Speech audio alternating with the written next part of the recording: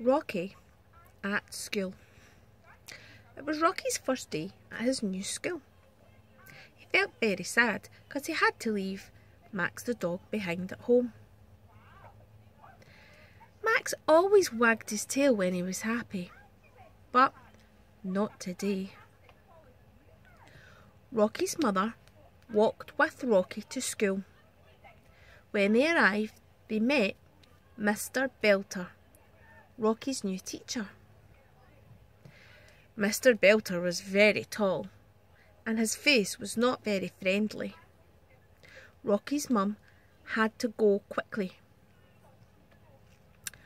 Rocky looked at Mr. Belter. He wasn't sure he liked him. Just then, some children arrived from the square. Tony, Tessa and Ben. They saw Rocky and said, "We know Rocky, we'll look after him." Back at home, Max was on his own in the new house. He looked up and saw the window was open. In that moment, he jumped up, jumped out of the window and landed on the pavement. Where was Rocky? He put his nose in the air and sniffed. He put his nose to the pavement and sniffed. There he is, and followed the scent all the way to the school. He arrived at the gate and went through until he arrived at the school doors. In school, Rocky was at PE, jumping on the trampoline. "You can jump higher than that," said Ben. So Rocky tried. Higher and higher and higher. Max was outside and looked up at the window and saw Rocky jumping. Oh, he felt so happy. But Rocky did not see Max. Later on, Rocky was in his classroom with his friends painting. He was painting and looked up at the window at the bottom of the door and saw a dog's face. It was Max!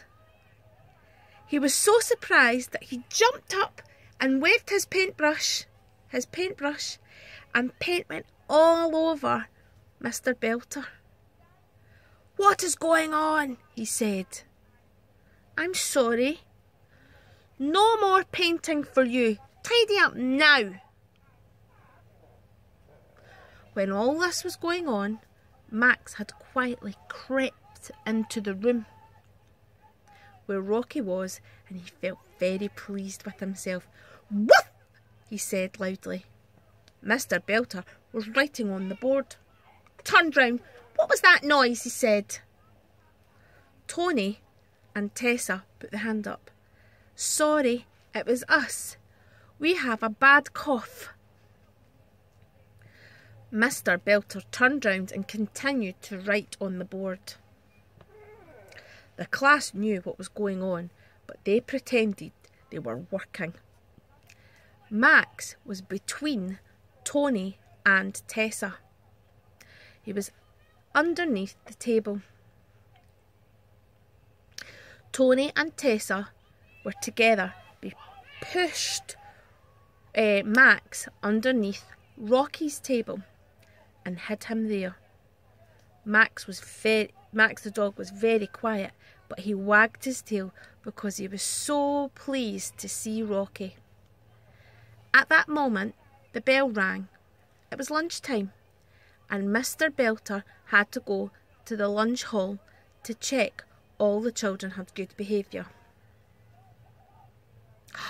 "What a bit of luck," said Rocky.